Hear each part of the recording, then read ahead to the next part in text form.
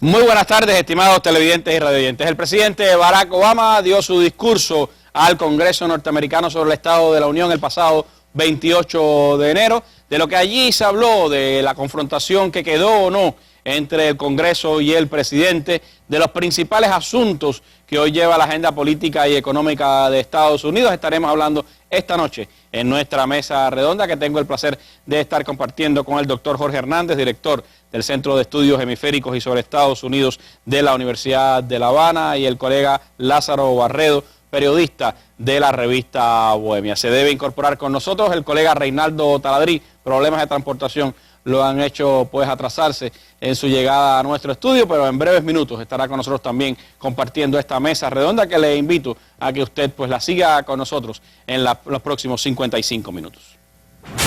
Hoy en la mesa redonda. El presidente Obama tiene prisa y quiere que este sea un año de acción. El acuerdo sobre el presupuesto de Estados Unidos logró alejar al país de un nuevo cierre administrativo. Sin embargo, parece que lo estaría acercando hacia un colapso social. Policías de migración entregan armas a niños y estos posteriormente apuntan y disparan a un maniquí que por su vestimenta simularía a un indocumentado. Bueno, son avances de los materiales que ustedes podrán ver esta tarde en nuestro programa. Yo les propongo iniciar, como es habitual, con nuestra sección La Noticia del Día. Un tema que fue centro de debates en la reciente cumbre de CELAC y que sigue siendo uno de los asuntos pendientes en nuestra área de Latinoamérica y el Caribe. Haití y República Dominicana han concluido conversaciones bilaterales y han buscado avances en esas situaciones que tienen entre ambos países.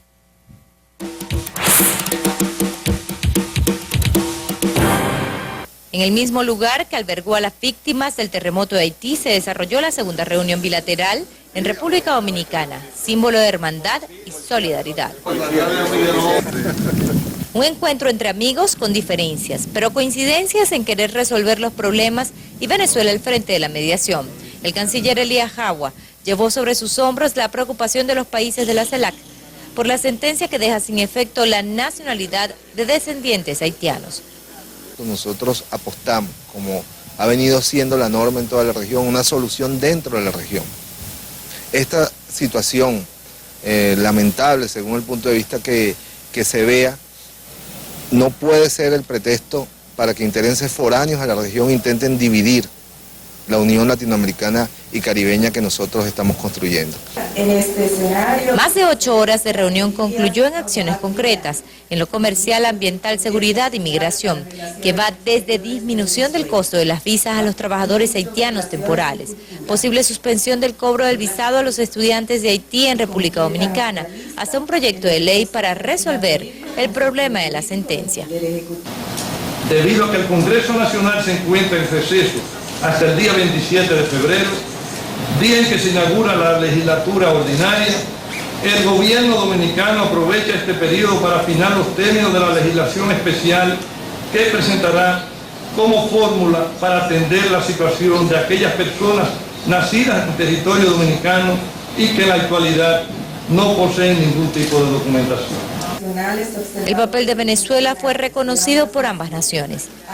Es muy importante para ambos países de tener la presencia de Venezuela aquí en este diálogo para lograr, primero, dar la importancia que tiene la Latinoamérica por nosotros y segundo, para mostrar la importancia que da Venezuela a los que no tienen una voz. Para la próxima reunión, el 3 de marzo en Haití, ya hay un tema central en la agenda. Bueno, creo que es importante conocer ya para esa época el texto de la ley que va a proponer el gobierno del presidente Danilo Medina ante su parlamento, ¿no? Verla, analizarla, estudiarla, verificar que efectivamente apunta hacia medidas efectivas que puedan salvaguardar a las personas que hayan sido afectadas por la sentencia.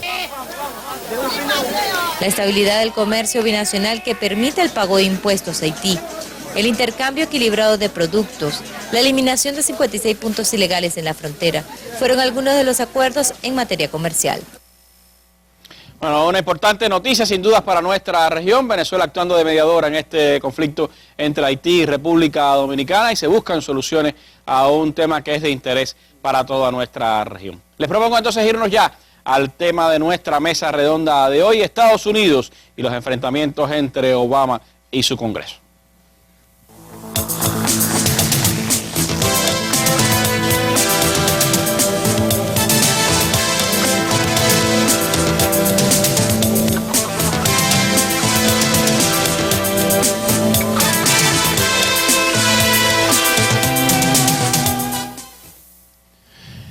Alejada de nuestra agenda informativa por esos días, porque estaba desarrollándose en La Habana la cumbre de la CELAC, el martes 28 de enero el presidente norteamericano Barack Obama dio su discurso del Estado de la Unión.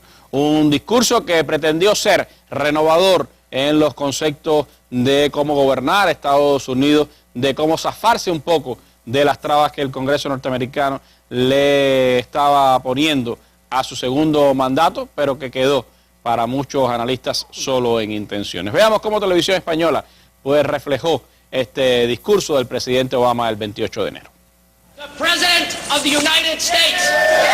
El presidente Obama tiene prisa y quiere que este sea un año de acción.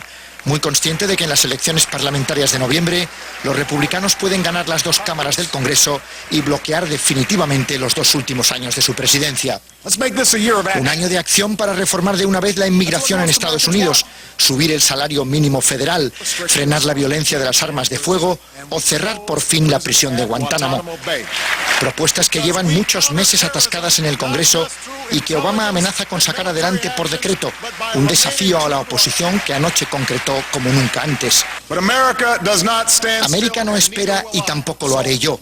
Así que allá donde pueda impulsar proyectos, aún sin el Congreso, para ayudar a prosperar a más familias americanas, lo haré. Con el paro bajando y las cifras económicas a favor, pero las encuestas en contra, Obama advirtió de la creciente desigualdad de oportunidades y el peligro de romper el sueño americano, que es lo que permitió al hijo de un camarero ser presidente de la Cámara Baja, dijo Obama en referencia al republicano John Boehner a su espalda, y al hijo de una madre soltera ser el presidente del país más poderoso de la Tierra. Más allá de la economía, Obama destacó los esfuerzos diplomáticos en Siria e Irán y advirtió al Congreso que vetará cualquier intento de nuevas sanciones a Teherán mientras sigan vivas las negociaciones. En el discurso de este año también destacan ausencias como la cibervigilancia masiva de la NSA, a la que Obama apenas dedicó una línea en hora y 5 de intervención.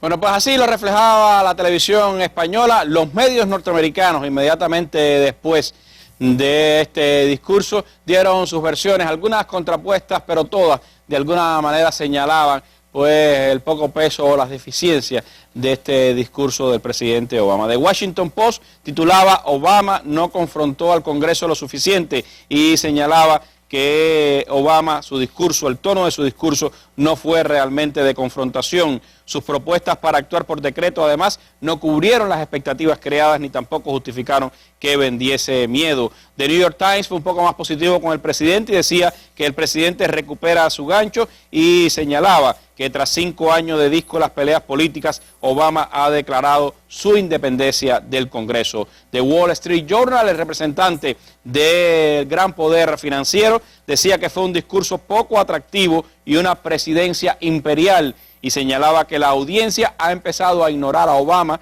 y el Congreso tiene los ojos puestos en el mes de noviembre. Quizás eso explique el tono apagado del discurso del martes. USA Today señalaba unas propuestas potentes para sueños empequeñecidos y señalaba que subraya este análisis de Wall Street, de USA Today, que las potentes propuestas y actitud que el presidente puso sobre la mesa para desbloquear el Congreso, pues se han empequeñecido contrastando con sus desorbitadas intenciones. Político, un sitio web que se dedica al análisis de la política norteamericana, decía: el Estado de la Unión, haced que acabe esto, y destacaba en su portada que el discurso del Estado de la Unión ha sido una pantomima, disfrazando a Obama, Boehner y Biden de fantoches en lo que considera como un teatro público y un reality show de autoayuda. Y dice que su afirmación de que este puede ser un año de avances para los Estados Unidos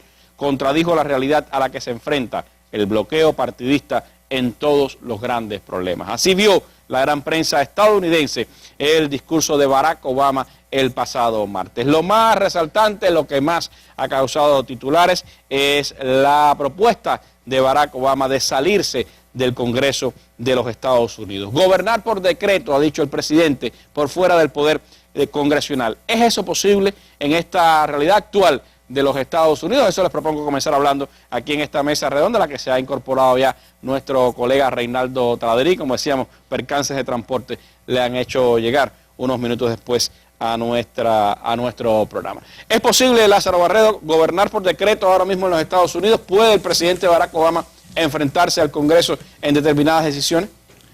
Es muy difícil, Randy, realmente. No se puede perder de vista que este es un año electoral de término medio, como se explicó en el reportaje de la televisión española, y realmente él tiene que tratar de complacer a ciertos sectores votantes, respondiendo a los intereses de su partido. Total, él no podrá, ya después de este es su último mandato.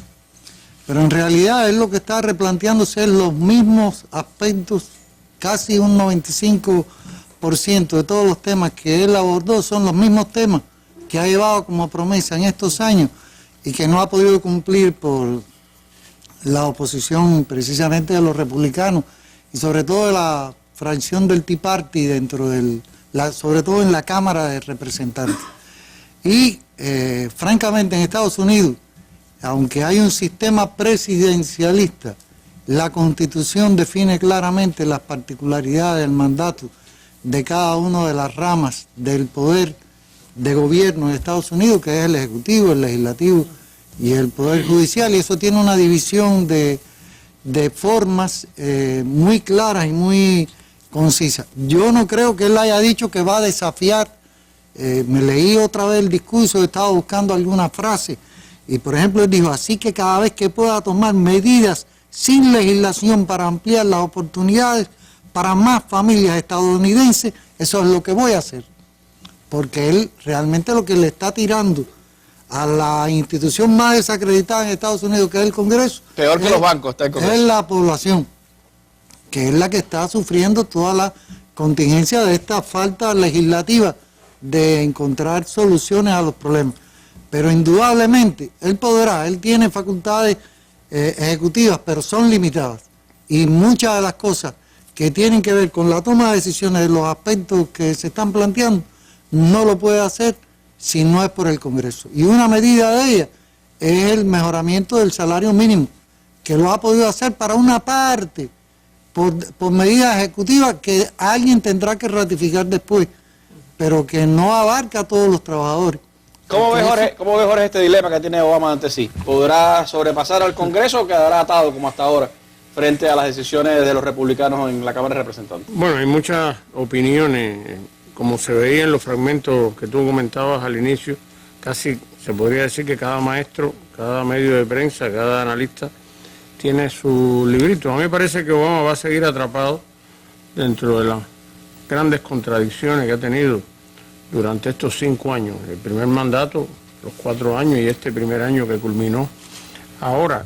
Pero me gustaría subrayar esa idea que traemos a colación a cada rato, de que en definitiva una cosa es el discurso y otra cosa es el decurso real de los hechos. Los dichos están por un lado, los hechos están por el otro. Este es un tipo de discurso que convencionalmente, tradicionalmente se pronuncia entre el 20, el 20 y tanto del mes de enero, es el discurso del Estado de la Unión, como se le conoce, y habitualmente los presidentes lo que hacen es tratar de crear consenso, reducir la disonancia, las contradicciones que puedan existir, pero al mismo tiempo tratar de dar imágenes de fuerza.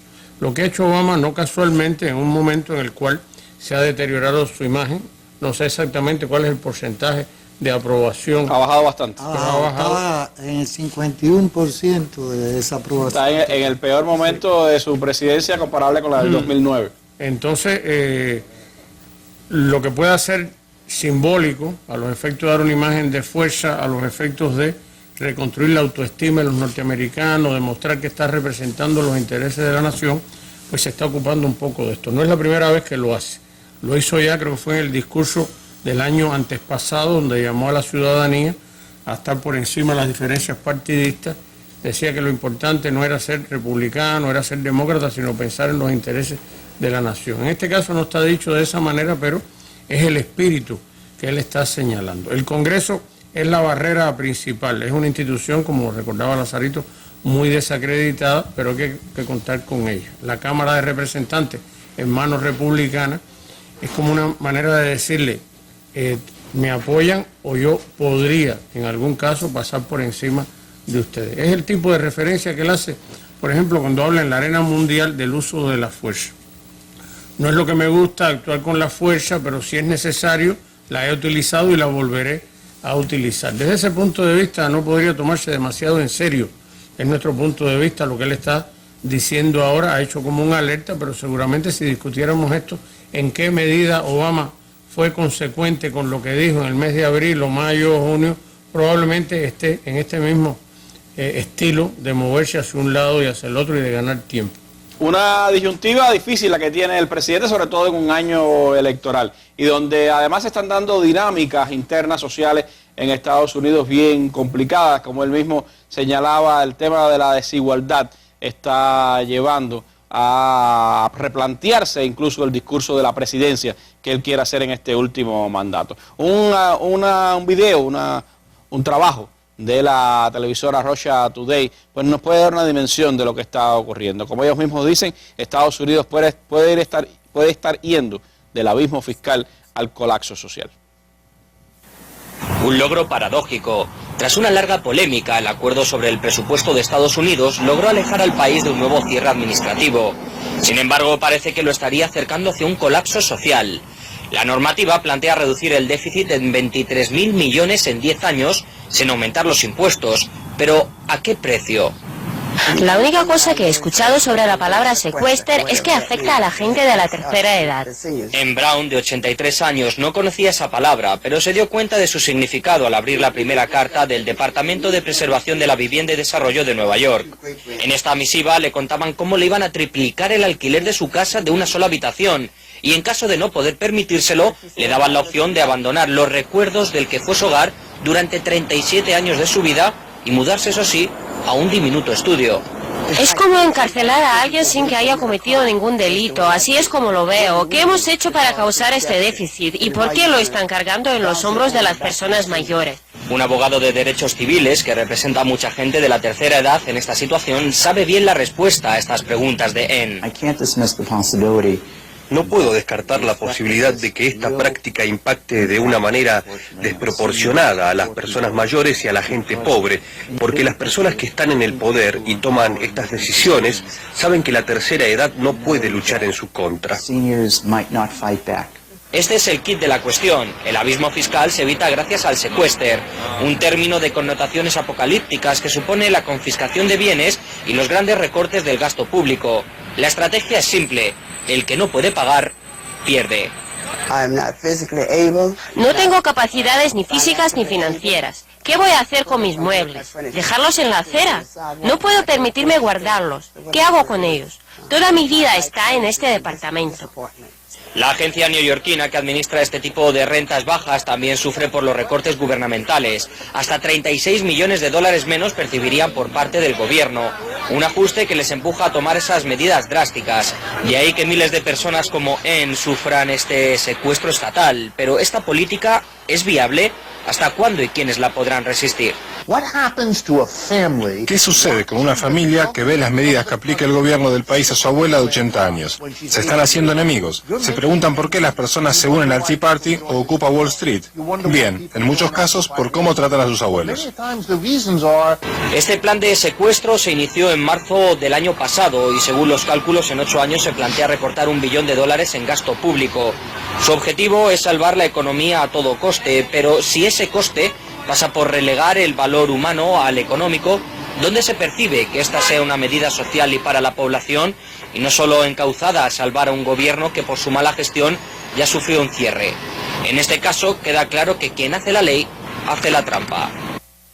Bueno, así lo reflejaba Russia Today. El tema de la desigualdad fue el núcleo fundamental del discurso del presidente Barack Obama. Fue incluso el tema que lo llevó a decir que podría tomar decisiones sin aprobación del Congreso de Estados Unidos para enfrentar el tema de la desigualdad. La respuesta de los republicanos al discurso de Obama también señala este asunto. La declaración decía que el presidente habla mucho de desigualdad en los ingresos, pero la brecha real que encaramos hoy es la de la desigualdad de oportunidades, y con las políticas de este gobierno esa brecha se ha ampliado demasiado. ¿Por qué Taladrí se convierte el tema de la desigualdad en el centro del debate político ahora en Estados Unidos, e incluso lleva al presidente Obama a retar a ese propio Congreso en sus medidas? Porque la sociedad americana está organizada de una manera en que tiene que haber un colchón gigantesco en el medio, que se llama clase media, que amortigüe todo lo que pase debajo del colchón. ¿Qué pasa? Uno, no nos llamemos engaño, sigue siendo la sociedad más rica del mundo. Hay la mayor cantidad de riqueza en ese país y un consumo arbitrario y desproporcionado de los recursos y de la riqueza de ellos y del planeta. Son el 5% de la población y consumen el 25% de la energía del planeta. Eso no lo podemos llamar engaño. Ahora bien, ¿qué pasa? Producto de la filosofía en la que está montada esa sociedad, el capitalismo, digamos, ellos le llaman original, salvaje, el neoliberalismo, como quieren llamarme, como quieren llamarle, se parece mucho. Producto de esa filosofía, siempre ha habido y habrá desigualdades. Ellos tienen verdaderos bolsones de tercer mundo en algunos lugares, tienen barrios marginales, tienen problemas de tercer mundo en muchos lugares, pero mientras eso esté reducido abajo y en el medio existe una gran clase media que amortigüe, opaque, no deje ver, no deje que eso se convierta en cosas grandes, no hay problema. Está muy bien diseñado como sistema de desigualdad capitalista, pero está bien diseñado. La clase media es la representación de ese gran sueño americano del que ellos han hablado. Y hay quien dice, las ha puesto a partir de la cantidad de ingresos, a partir de 100.000, a partir de no sé qué, bueno, depende. Pero son gente que tiene un nivel de vida, digamos, confortable para los problemas que tienen el planeta y muchos en sus países de origen o de sus ancestros. Ahora bien, si esa clase media se empieza a desgajar y empieza a nutrir esos bolsones o lo que estaba debajo de la clase media, ahí sí se les crea ahí un problema grave. ¿Por qué razón? Mira, esto que acabo de escuchar ahí en el reportaje de Russia Today me parece genial. ¿Por qué razón? Porque mientras, fíjate qué bien pensado está todo. El gran colchón, demócratas y republicanos, que es otra especie de colchón para que no pase nada, el gatopardismo, pero si empieza a pasar, si se empiezan a desgajar, si empiezan a perder una serie de privilegios que son artificiales, no responden a la realidad del mundo y de la economía de ese país, pero los han tenido desde que nacieron y además les dijeron que era natural, entonces se puede empezar a radicalizar también el otro colchón, demócratas y republicanos. Y esto que dijeron ahí es genial, que la gente entonces va para un extremo o para el otro. O para el Tea Party o para Occupy Wall Street. Fíjate que son dos extremos dentro de la política americana.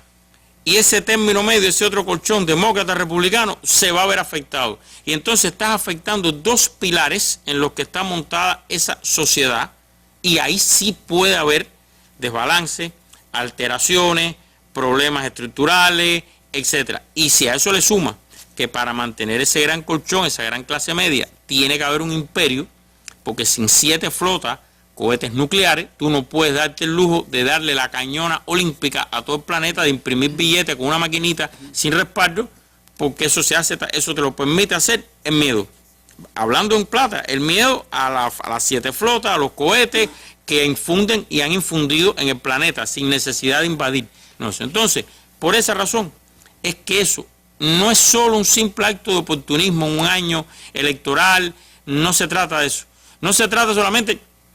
Y quiero agregar una cosa a las órdenes ejecutivas. El presidente sí tiene facultades para muchas cosas ejecutivas. Lo que yo te puedo decir, muchísimas órdenes ejecutivas que Obama no va a firmar, si de verdad quiere gobernar por órdenes ejecutivas. Por ejemplo, una orden ejecutiva prohibiendo que Estados Unidos se involucre en cualquier tipo de asesinato a líderes extranjeros, como la que firmó Ford.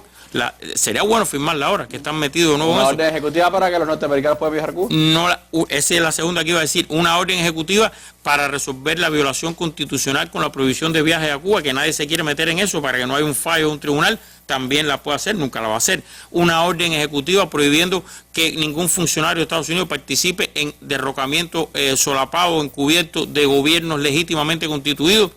llámese Venezuela, Cuba, etcétera, tampoco la va a firmar. Y muchas otras que también puede hacer que no las va a firmar. Pero sí tiene un margen, lo que más está muy limitado, no cabe duda. Y firma una orden y después le empantanan en el Congreso la orden y al final después los estados, que es otro nivel, dicen aquí no se ejecuta y cuando tú vienes a ver no pasa nada. Es verdad también. El tema de la desigualdad, sin duda, es el hecho de que los republicanos también toquen ese tema, que no han sido realmente los grandes promotores de ese asunto, pues también causa impresión, Lázaro, ¿no? Sí, pero fíjate, yo discrepo de lo que él está diciendo en el sentido de que esas órdenes ejecutivas se sabe que las puede adoptar. Pero la esencia del discurso del Estado de la Unión fue el tema de la economía, por eso que él le está diciendo a la clase media. Y en ese terreno, para resolver problemas y beneficiar situaciones de la sociedad norteamericana, de esa clase media y de esa falta de igualdad de oportunidades, porque de cierta manera Obama también está hablando de esos pobres, los 50 millones, está haciendo una referencia de alguna manera a esos que tienen una situación grave desde el punto de vista ya de la vida. 50 millones, no es una cifra pequeña. Millones, no es una cifra pequeña, y está proponiendo un grupo de medidas. Pero en esa dirección, él no puede tomar medidas ejecutivas, porque el Congreso es el que tiene la facultad para aprobar los gastos. Y entonces, siempre va a estar, con independencia que estoy de acuerdo con lo que dijo Jorgito, él no va a ir más allá en esa confrontación, porque además el año electoral lo va a limitar a él, el partido le va a establecer la regla de juego, mira, hasta aquí, hasta allá, hasta acullá, pero no las puede adoptar, esa es la realidad, ese es el problema que tenemos aquí. Y en el orden de las medidas económicas y de la desigualdad, el problema es que se está acrecentando, y el discurso es lo que va en defensa de esa clase media, precisamente para evitar esa fractura. Pero una cosa es el discurso y otra cosa es lo que pueda, hasta dónde pueda llegar. Pero hay más que hablar en esta mesa redonda. Les propongo que siga con nosotros aquí, mirando a Estados Unidos y el debate Obama-Congreso norteamericano.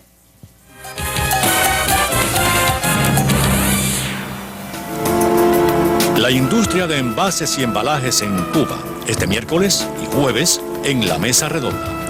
¿Qué capacidad productiva de envases y embalajes tiene el país? ¿Cómo impacta esta industria en las actividades exportadoras y el desarrollo agroalimentario? ¿Qué política aprobó el gobierno para el desarrollo de este importante sector y cuáles organismos participan en su implementación? A estas y otras interrogantes se buscará responder durante miércoles y jueves en la mesa redonda La industria cubana de envases y embalajes, en la que participarán directivos de los ministerios de Industria, Comercio Interior e Industria Alimentaria, el grupo BioCuba Pharma y la empresa Durero Caribe. Si usted desea participar con su criterio, puede llamar desde hoy y hasta el jueves al teléfono 646-5900, en el horario de 9 de la mañana a 5 de la tarde. También podrá llamarnos durante la transmisión del programa de 7 a 8 de la noche al teléfono 831-2484. Puede además dejarnos su opinión en el correo electrónico mesarredonda@enet.cu y en los sitios web de la Mesa Redonda y Cuba Debate.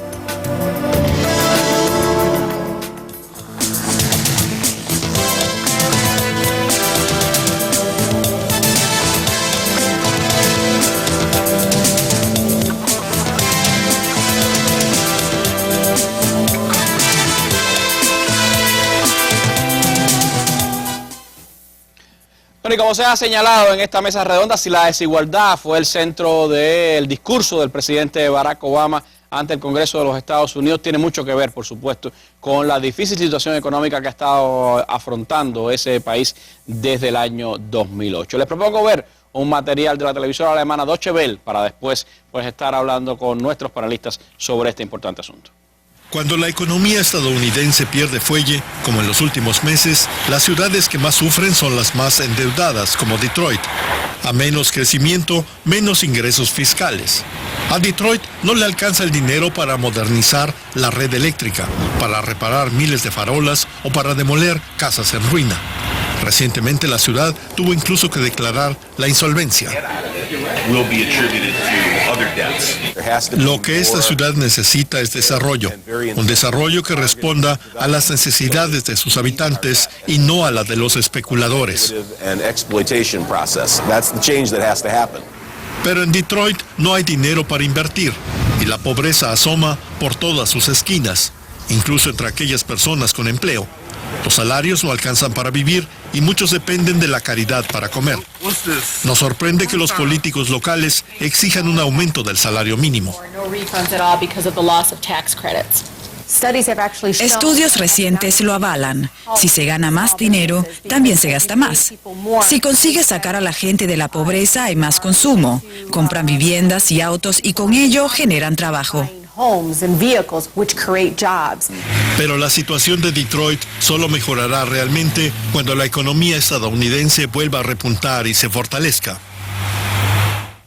Bueno, así estaba reflejándose la realidad de Detroit, pero es solo una de las grandes ciudades que están prácticamente en bancarrota, además de las que ya fueron a ese proceso y que sin duda dan una dimensión de lo que está ocurriendo en Estados Unidos. Quizás por eso, Lázaro, señalabas el tema de la economía como uno de los grandes retos y una de las grandes aspiraciones del presidente Barack Obama en su discurso. ¿Qué medidas, qué aliento dejó el presidente Barack Obama para quienes ven con preocupación ese retardo en la economía norteamericana a través de los últimos meses? El problema es que ellos están partiendo, Randy, de que realmente han logrado resolver algunos problemas de la economía norteamericana. Como decía Taladriel, de una manera u otra, ese es el país que tiene hoy el mayor nivel de riqueza per cápita, y ellos han logrado un crecimiento, han logrado remontar la crisis que dejó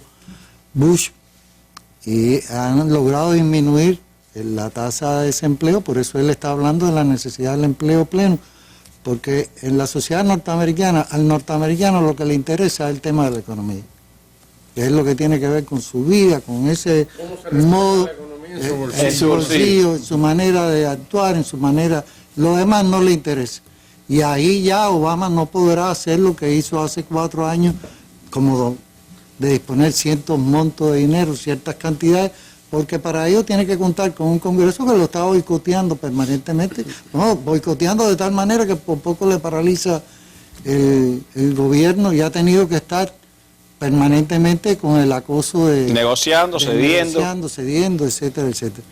Entonces, él aborda una serie de asuntos que tienen que ver con la necesidad que tiene Estados Unidos de mantener ese nivel de competitividad, buscar mayores inversiones, y entonces está proponiendo ciertas, digamos, en los sistemas de información, está proponiendo aprobar nuevos presupuestos que el Congreso está por ver si se lo va a aprobar, establecer recursos para la educación y la formación de cuadros de nivel superior para ciertas áreas, que está por ver si el Congreso le va a aprobar esa partida de gasto. Es decir, está proponiendo un conjunto de medidas que vuelvan a poner a Estados Unidos en el orden de la producción tecnológica y resolver algunas de las grandes contradicciones que tiene la economía norteamericana, y tratar de resolver el problema muy difícil que él está diciendo que va en ese camino del pleno empleo. Realmente, por eso es que toda la prensa norteamericana, o la inmensa mayoría de la prensa norteamericana, lo ataca, porque son promesas, y en los hechos concretos está por ver si no se logra una eliminación de esa confrontación, que será muy difícil, sobre todo en este año, hasta que se defina quién de las dos fracciones políticas ganan mayoría en las dos cámaras del Congreso. Le va a ser muy difícil desde ese punto de vista llevar a la práctica todas esas promesas. Promesas como también se puede catalogar la llamada reforma migratoria. En su discurso el presidente Obama decía: si somos serios acerca del crecimiento económico, debemos reparar nuestro sistema de inmigración que está roto. La reforma migratoria podría mejorar nuestra economía en $1 trillón en la próxima década. Vamos a aprobar la reforma migratoria este año. Vamos a hacerlo. ya es hora. Así dijo el presidente Obama, pero realmente podrá. De eso hablemos con nuestros panelistas, pero primero veamos este material que es parte también del entramado, del contexto en el que se da el debate migratorio en los Estados Unidos. En estas imágenes publicadas por activistas se puede ver cómo policías de migración entregan armas a niños y estos posteriormente apuntan y disparan a un maniquí que por su vestimenta simularía a un indocumentado. Las fotografías serían parte de un evento anual organizado por una fundación local de San Diego, en el estado de California, que se celebra en memoria de policías caídos en la zona. Sin embargo, para muchos se trata de una seria falta de sensibilidad cuando en la frontera muchos agentes han estado involucrados en actos donde migrantes han perdido la vida. Según el analista Rafael Prieto, las fotos de niños disparando demuestran la falta de tolerancia de las instituciones del orden de Estados Unidos. Las fotos que denunció el Comité de Servicios de Amigos Americanos, los cuáqueros, que son tomadas directamente de difusión que hicieron precisamente quienes asistieron a esa actividad, son totalmente reprobables. Yo creo que se trata de a veces una cultura de intolerancia en la cual existen ciertas en gente que pertenece a instituciones a veces de la ley y el orden, que no miden los efectos que puede tener esto de poca sensibilidad. Bueno, y en ese ambiente de intolerancia, ¿cree Jorge Hernández que es posible cumplir esa nueva promesa del presidente Obama de que este año sí hay reforma migratoria? Yo creo que de cierta manera es como que más de lo mismo. Esa era una de las asignaturas pendientes, se pudiera decir, que tiene Obama desde la campaña del 2008, donde había prometido que conjuntamente con la reforma sanitaria y la reforma de energía iba a llevar a cabo una reforma migratoria de carácter integral. Terminó el primer mandato, transcurrió el primer año de esta segunda etapa, después que había dicho que ese era uno de los temas que se iban a priorizar, y estamos prácticamente en el mismo punto. Los Estados Unidos es un país donde el tema de la migración es uno de los temas que de manera simbólica habla de eso que tú señalaste al principio, Randy, que es el sueño americano. Gran parte del énfasis que pone Obama cuando centra el tema socioeconómico, el tema de las diferencias, cuando habla de la importancia de resolver, como recordaba Lazarito, el problema de la educación, el salario mínimo, la atención a la familia. Esto está de la mano con el tema de los migrantes, porque los migrantes son los que más sufren todos esos tipos de problemas. Están entre los más desempleados, los que tienen los salarios más bajos. Las familias de los migrantes son las que reciben más afectación y además de esto son discriminados. Por todo eso que tiene la gran paradoja de la sociedad estadounidense, que se nutrió y creció con inmigrantes, y es un país donde existe, como veíamos ahí en el material, mucha intolerancia y mucha discriminación desde todo punto de vista. Dentro de la masa de migrantes, los latinoamericanos, y dentro de estos los mexicanos, las múltiples escenas de mexicanos tratando de cruzar ilegalmente la frontera, que son apaleados, el odio racial, el odio étnico que se promueve.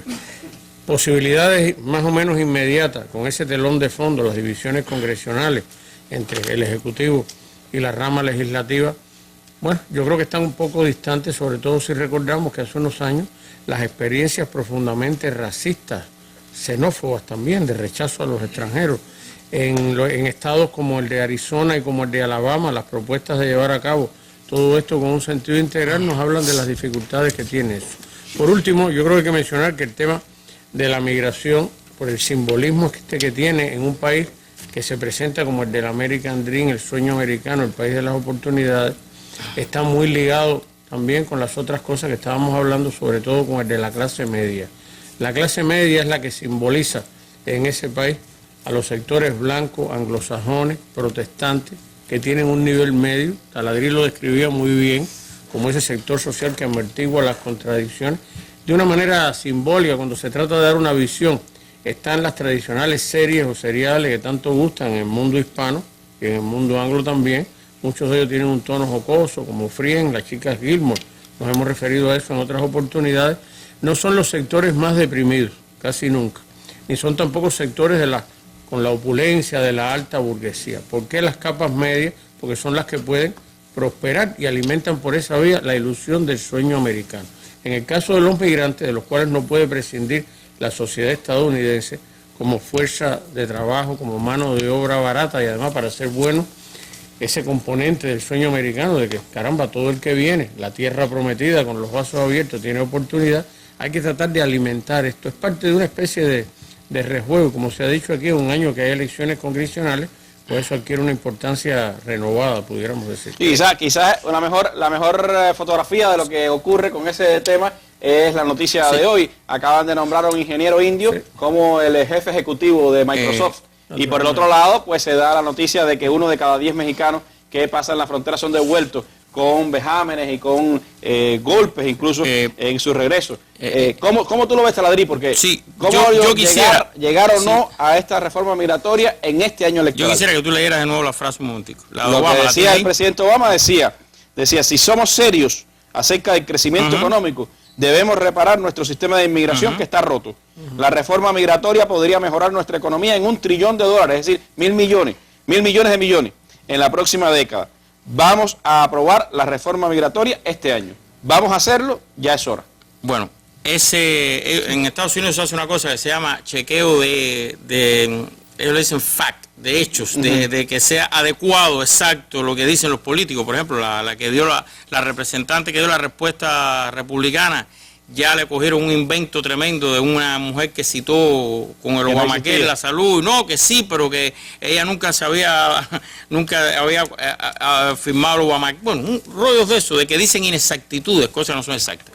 Él sabe que no se va a aprobar la reforma migratoria este año. Yo no sé por qué, por eso quise volver a oírla. Él mencionó la palabra, porque esos discursos se hacen y se revisan como 7 y 8 veces en el ala oeste de la Casa Blanca, por un grupo de gente, asesores, palabra, etcétera. Yo no sé por qué puso este año. Si es un guiño a los votantes hispanos, miren, yo hice todo lo que pude, yo hice todo, no quedó por mí, es la única explicación que le veo. Pero él sabe que no se va a aprobar, por una razón muy sencilla. Cuando tú vas a los distritos de cada representante, en la mayoría de los distritos el tema migratorio no es clave. Porque tú no puedes contar solamente Arizona, Nuevo México, California, etcétera. Por ejemplo, hay que ver en estados como, no sé, importantes de otro tipo, en la mayoría de los distritos ni hay mayoría de migrantes, ni es un tema, y estas elecciones son absolutamente locales, de temas locales en función de cosas locales. Ahí sí no sé quién habló ahorita de disciplina partidista. Eso no existe en este caso. Ahí predomina el interés electoral. ¿Qué hay en este distrito? El problema aquí en este distrito son los micrófonos, el vaso de agua. A mí no me importa lo que diga el presidente, si es de mi partido o del otro, y lo mío es el micrófono, el vaso de agua, que es lo que importa en este distrito y por lo que la gente se va a preocupar. Lo demás, eso no existe en las presidenciales distintos. Ahí cambia el tema. Entonces, la mayoría de los distritos, el tema migratorio no es importante. Cuando tú sumas los 435 distritos que van a elecciones de la Cámara. Los republicanos van a mantener la mayoría en la Cámara. Eso está... ¿Qué dijo hoy? 4, no, dalo por seguro. La Cámara de Representantes va a seguir siendo republicana, no tengas la menor duda de eso. Ahora bien, entonces, él sabe que eso no se va a aprobar, él sabe que no va a pasar, está haciendo un guiño por lo importante que fue. Aunque sí hay un argumento ahí de sistema, que en eso Obama ha sido más racional, que es que si tú legalizas esos millones y los pones a pagar impuestos, es una nueva fuente de ingresos que no existe hoy. Por eso están hablando de $1 trillón, a lo mejor la cifra es exagerada. Pero lo otro que dijo en el discurso, y que coinciden republicanos y demócratas idénticos, como pasa tantas veces, es que vamos a abrir las puertas de este país a mano de obra calificada. O sea, lo que quieren es lo que le haga falta nada más. Científicos, mano de obra calificada. Pero ojo, porque esos 11 millones o más de ilegales son los que trabajan en la agricultura, son 70 y pico % de mano de obra en la agricultura, 70% de mano de obra en la construcción, porque los norteamericanos, aunque hay empleo y buen pago en algún lugar de esos, ya no quieren ir a trabajar a esos lugares. Aunque se pague, no quieren ir a trabajar en la agricultura ni a trabajar en la construcción. Es así, si a alguien le choca esta frase, es así. Y a pesar de esa frase categórica del presidente Obama, incluso los sectores que están en defensa de los derechos de los inmigrantes se mostraron decepcionados por las breves referencias de Obama. Le contaron, son creo que 7 segundos lo que lleva la frase que dedicó solamente superado como récord histórico, que me parece que estuve buscando si es un récord histórico, la referencia a América Latina que hizo. que es la más corta en toda la historia de los discursos del Estado de la Unión de un presidente, es la increíblemente más corta, la que hizo América Latina, coincidiendo con la cumbre de la CELAC. Pero ese es otro tema. Ahora, en el tema migratorio, eso, legalizar a la gente significa a esos 11 o más millones impuestos. Traer mano de obra calificada son gente que pagan más impuestos porque al recibir más pagan más impuestos y es una fuente nueva de ingresos. Pero a lo mejor ellos han sacado el cálculo que con toda la cantidad de ilegales tienen cubierto el trabajo barato, agricultura, construcción, todo eso que no quieren hacer los americanos. Pero ojo, porque a lo mejor la política es, vamos a legalizar mano de obra calificada, vamos a seguir en esto de que vamos a hacerlo, pero no pasa, y dejamos que siga entrando lo que nos hace falta ilegalmente como en mano de obra muy barata. Indio en Microsoft. Muy barata, sí, esa sería una, esa es la que van a legalizar. Sí. La de los profesionales. Pero entonces, vamos a seguir en este dilema eterno que no tiene solución, y mientras tanto sigue entrando ilegalmente la mano de obra muy barata, a veces se mezclaba que nos hace falta para agricultura y construcción, porque eso sí les hace falta, y entonces el sistema no se afecta. Es el guiño electoral. Puede ser, porque en ese país pasan tantas cosas. Ah, eso sí. Los legalizados es el 13% de los electores norteamericanos. Son hispanos. Sí, pero votan menos que los negros. Sí. O sea, a la hora de votar, aunque ellos pasaron a los negros ya como fuerza. Fíjate que casi un 80% de los que votan a favor del Partido Demócrata. Y cuando él está diciendo eso, vamos a ser serios, le está mandando mensaje de que por lo menos de su partido hay una intención, una voluntad de aprobar esa reforma. Claro que como decía los republicanos tiene un impacto mayor en una elección presidencial, no en esta elección. Ahí es clave. Ahí es clave, porque está cimentando quizás hacia el 2016, exacto, pero no para ahora. Ahí es clave, y fue clave en 4 estados por lo menos en la pasada elección presidencial. Ahora, en esta, los distritos que tienen mayoría hispana, generalmente los dos candidatos o son hispanos, o uno es hispano, o va a ganar el hispano, eso es. Ahora, ¿qué pasa? Eso que dijo Lázaro, para que quede claro, ya los hispanos son la segunda minoría, la primera minoría en Estados Unidos, después de la gran mayoría blanca del país. Bien, pero superaron a los negros, pero a la hora de votar, votan menos. Tienen miedo, no pueden inscribirse, no pueden perder el trabajo, se interesan menos, el idioma, una serie de cosas. Votan menos todavía que la minoría negra, votan menos en Europa. Y en esta, votan muchísimo menos que en la presidencial. Así que, de todas maneras, yo pienso que eso puede ir dirigido al 2016 o a algunos distritos, sobre todo senadores, no distritos, algunos senadores que como estados sí les hace falta y le va a hacer falta y que van a ser clave para los demócratas. Bueno, pues hay que ver qué es lo que pasa, pero realmente pocas posibilidades se le ven a que esta promesa desde el 2008 del presidente Barack Obama, como otras que ha hecho, y incluyo ahí la prisión en la ilegal base de Guantánamo, pues puedan ser realmente cumplidas en este 2014. Nos quedan unos minutos y se lo vamos a dedicar a la política exterior de los Estados Unidos.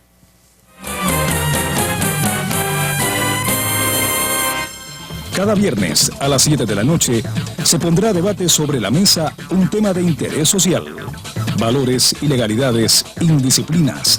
Nuestra actuación como sociedad vista desde la perspectiva de periodistas de diversos medios de comunicación y otros profesionales reconocidos. También estará en el debate la opinión de nuestro pueblo a través del correo electrónico, la llamada telefónica o la cámara en la calle. Cada viernes a las 7 de la noche, un tema sobre la mesa. Acompáñenos. Estados Unidos no se detiene, yo tampoco lo haré, decía el presidente Obama el pasado 28 de enero, e incluía en esa visión, por supuesto, la política exterior de los Estados Unidos. En un contexto, Jorge, en el que se están dando varios acontecimientos, las negociaciones con Irán, las negociaciones con Afganistán para la retirada de ese país, la situación de Siria también negociada en Ginebra. ¿Cuánto realmente ha podido avanzar el proyecto de política exterior del presidente Obama, de la diplomacia inteligente ahora, y qué se plantea con este discurso del Estado de la Unión? Yo creo que en parte en este punto de la política exterior se persiguen objetivos similares a los que habíamos comentado anteriormente.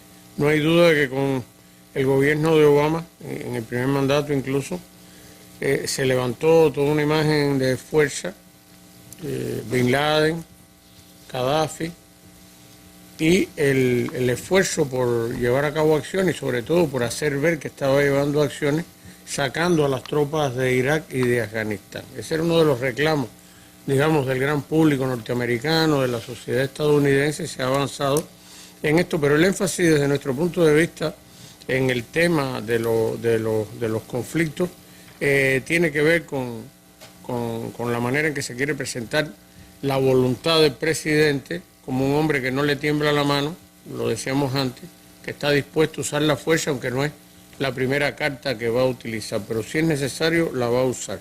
De ahí que pone mucho énfasis en el compromiso con América, con la ciudadanía, en seguir persiguiendo a los terroristas Al-Qaeda. Él dice en una parte del discurso algo así como que Al-Qaeda está en proceso de derrota, pero que todavía quedan organizaciones más o menos afines en lugares como Irak, como Somalia, como Yemen, y declara también el objetivo expreso de seguir persiguiendo, en el caso de Siria, a todos los que favorecen el terrorismo. Ese sería uno de los puntos con los cuales Obama estaría pretendiendo fortalecer esa imagen, fortalecer la imagen de que es consecuente.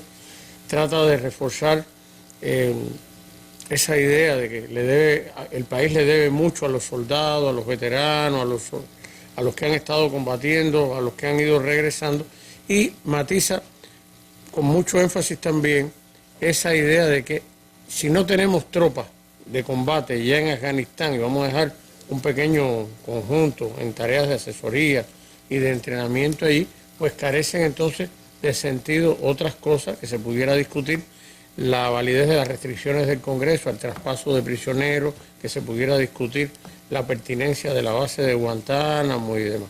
Con esto yo creo que lo que se está echando leña a este fuego es un año de elecciones y en el comienzo de un nuevo año presidencial para ganar popularidad. ¿Cómo tú lo ves, Taladrí? El hecho de que Afganistán esté dudando qué hacer frente a la OTAN, el hecho de que el propio Kerry ha reconocido que fracasó la política con Siria y el hecho de que el Congreso le está diciendo no vamos a cerrar la prisión en Guantánamo. No, ojo, de la base nadie habla porque como es en Cuba eso no se toca. Es la prisión. El tema aquí es la prisión, no es la base. La base es ilegal, es inmoral, es todo eso, pero eso no se habla, no se toca, es irrentable todo eso. La base de Guantánamo, desde el punto de vista económico para ellos, no tiene objetivos militares importantes, pero cuidadito que como está en Cuba, eso mientras sea contra Cuba no se toca. Ahí tranquilo, aunque sea irracional y desde todo punto de vista. Hay una frase muy importante, en mi opinión, en ese discurso. Él dice, no vamos a librar más guerras largas y sin sentido. Interminables y sin sentido. ¿Qué quiere decir eso? Que estamos volviendo a el viejo debate de 2000 de que Estados Unidos no se debe involucrar en la construcción de naciones, en ocupar un país y empezar a construirlo. Puede bombardearlo, puede desde lejos, puede hacer una operación comando, salir, pero salir rápido. No empantanarse. Exacto. Él usó la frase guerras interminables y que carezcan de sentido. Pero ya sabemos lo que significa una intervención rápida como en Libia, por ejemplo, que o Granada, el país o Granada, que fue Granada en el 83. Por eso la pregunta es, ¿qué cosa es para el imperio hoy una guerra con sentido? Hay que redefinir eso. Y por otra parte, yo, ya que creo que ya no queda más tiempo, quiero brevemente mencionar lo de América Latina. Yo creo que es un récord histórico en un discurso de un presidente de Estados Unidos, del Estado de la Unión, el tiempo que dedicó a América Latina y lo que dijo. Dijo sencillamente que queremos afianzar los lazos económicos con una parte de la región. Eso es la Alianza del Pacífico o el contra CELAC, como quieran llamarle, afianzar. Y después dijo intercambios estudiantiles y más nada. Uno, puede ser que no saben qué decir en público con relación a América Latina. No saben qué van a decir. En el momento que estaba reunido todos los mandatarios de la región. No saben qué van a decir y prefieren no hablar. Dos, prefieren entonces hacer diplomacia por abajo. Llámese subversiva, llámese conspiración, lo que sea.